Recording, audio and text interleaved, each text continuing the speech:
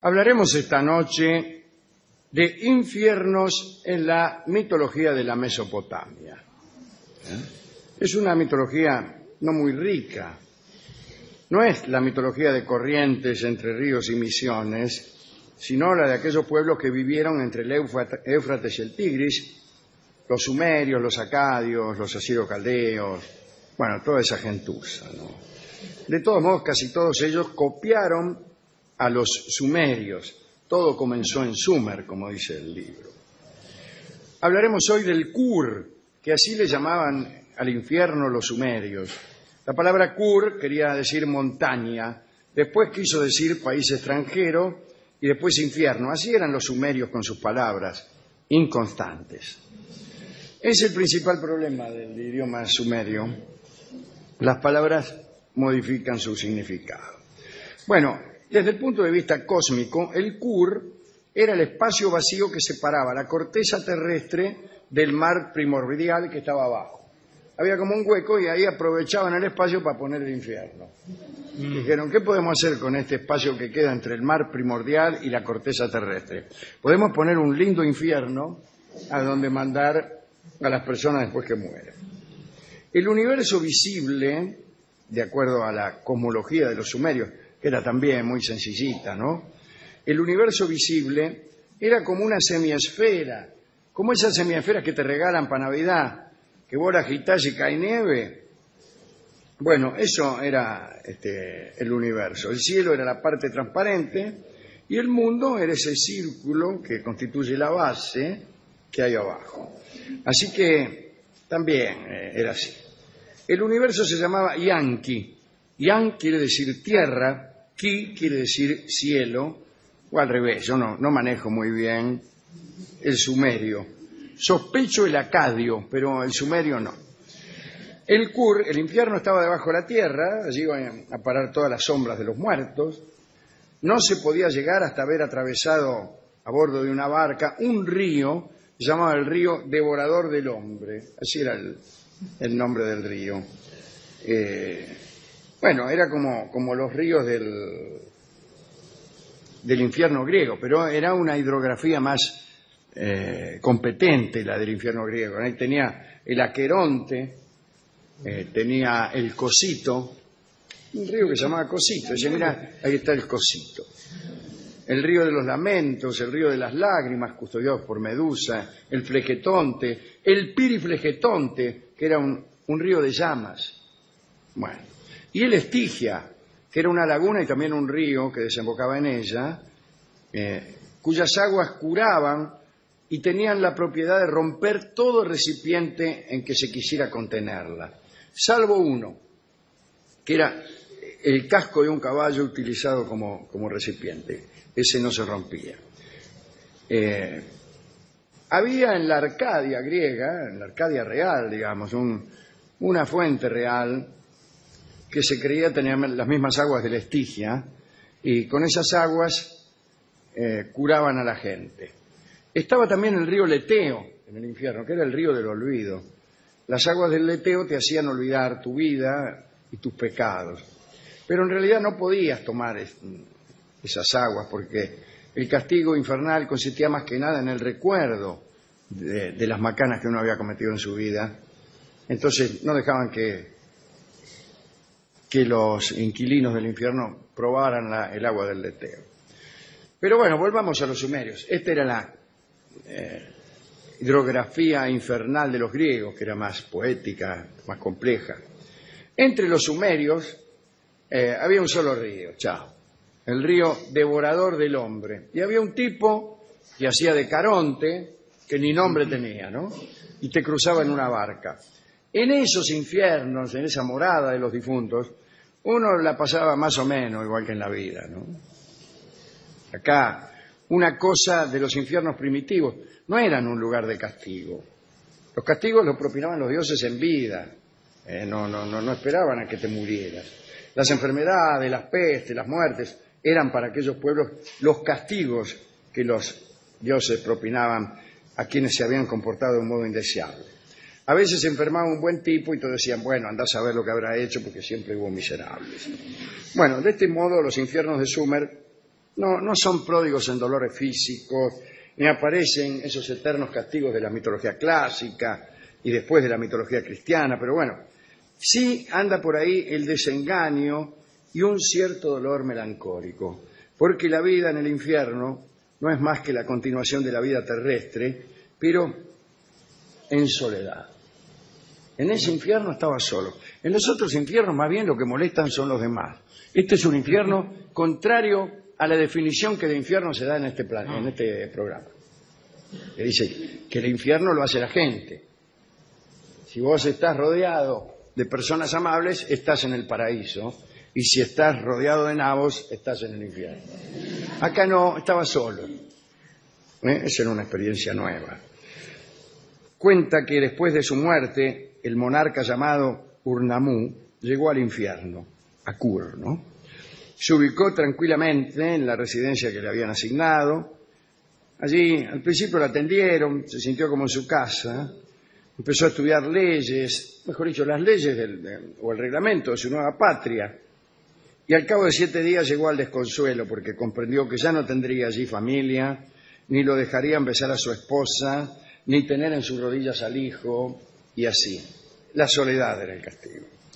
Pero al Kur no van los malos, sino los que tuvieron mala suerte, que son todos. Es una patria de desgraciados. Si te habían castigado en la tierra, bueno, continuaba tu asunto en el infierno.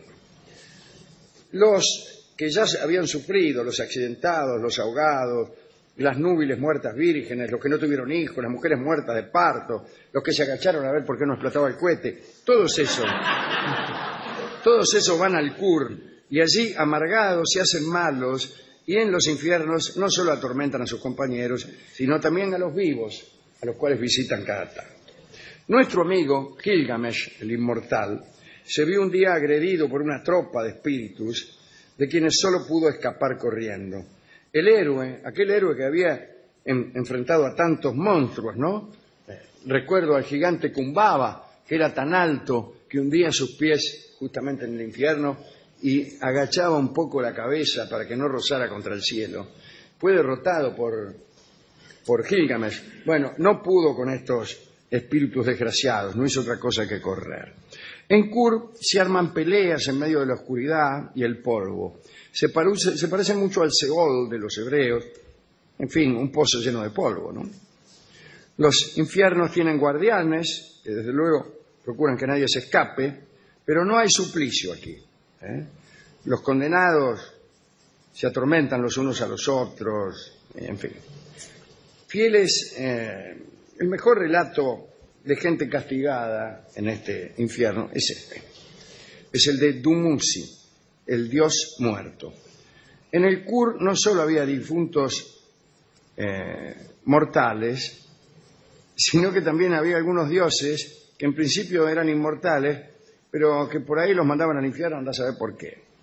El mismo Enlil, el príncipe de los dioses de Sumer, había sido expulsado de Nippur y enviado a los infiernos por haber atropellado a la diosa Ninlil. Le faltó el respeto, porque atropellar a una diosa era tremendo por muy príncipe del infierno que fueras. Voy a contar la historia de Dumuzi.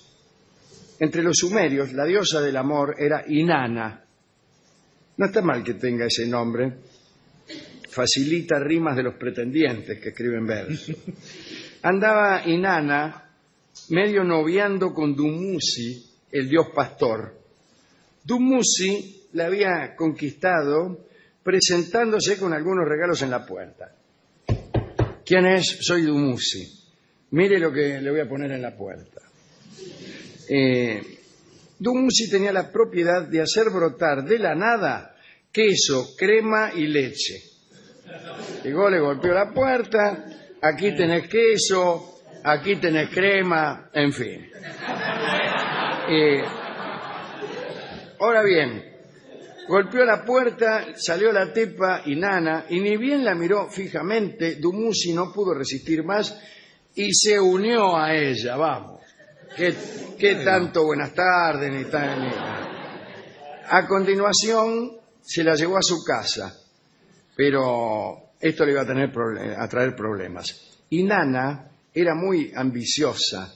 Se le ocurrió acrecentar su poderío y ser no solo la diosa del amor, sino también la diosa de los infiernos. Veo que hay gente que no se contenta con nada.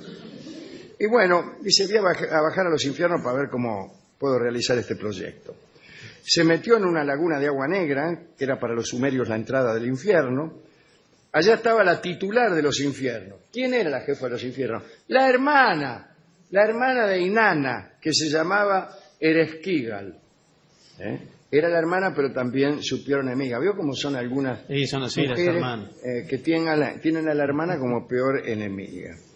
Bueno, como Inanna temía que su hermana la matara, le avisó a uno de sus alcahuetes que si ella no regresaba a los 3 días, cumpliera unas instrucciones que le dio a sobre cerrado.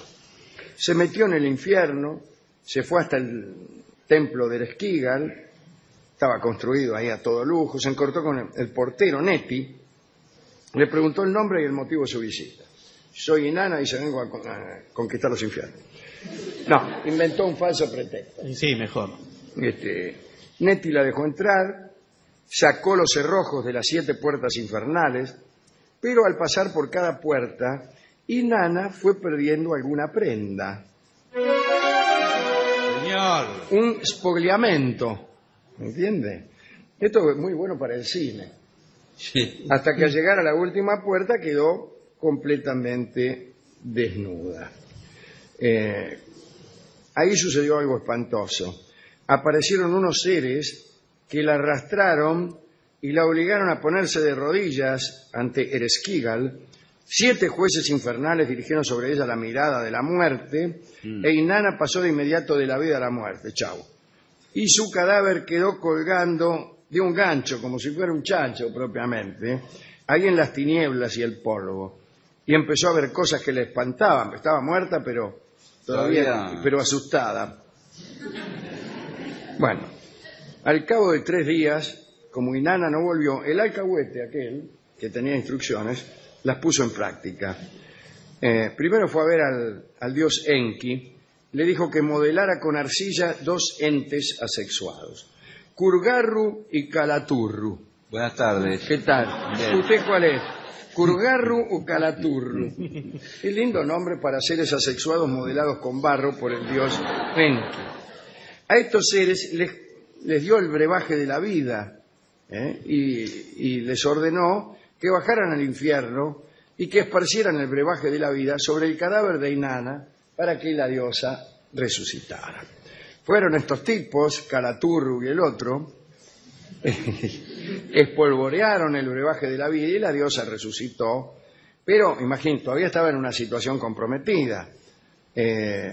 Porque en el infierno sumerio había una ley que nadie podía quebrantar. Solo podías salir del infierno si otro ocupaba tu lugar. Ajá. ¿Y a quién llevaron? Bueno, le permitieron volver a la tierra a buscar a un candidato, la acompañaba un demonio muy cruel que la cuidaba, ¿no? Vigilante. Dice, bueno, vamos a ver si conseguimos alguno. Era fácil de elegir, No, pero tenía que aceptar el otro. Ah, hay que aceptar. Sí, y nada, se hacían todos los otarios. Los dioses Shara y Latarak se disfrazaron de mendigos para disimular su condición. No querían que Inanna les pidiera el favor, ¿no? Se hicieron los giles. Bueno, después de varios intentos, Inanna pensó en un tipo que era ni más ni menos que Dumuzi, aquel que le había poseído al segundo de conocerla, un récord mundial. Bien. La verdad. Que era capaz de hacer brotar queso, crema y leche Señor, bueno. de la nada. Dumuzi dijo, bueno, con mucho gusto. Inanna lo entregó a los demonios, lo arrastraron hasta la morada de los muertos, y desde entonces el dios Dumuzi solo gime y pide ayuda para que lo rescaten. Ofrece a los demonios y seres alados leche, crema y queso, pero los seres de Kur, satisfechos de barro y polvo, ignoran por completo sus reclamos. Linda historia esta, que vamos a dedicar a todos aquellos que se ofrecen a reemplazar al ser amado en su sufrimiento. ¿Qué canción podría ilustrar esta historia de una mujer que fue al infierno por ambición y de un Dios que fue al infierno por amor. Son los dos motivos por los cuales se puede ir al infierno. Por ambición y por amor. Y hemos resuelto que el sueño, la obsesión, la imposibilidad también del que está en el infierno es volver. Y ese es el tango que vamos a escuchar en una versión extraordinaria, pero no usual. Es un dúo de bandoneones. Son dos bandoneones que tocan. Aníbal Troilo, Astor Piazzolla. El tango es Volver.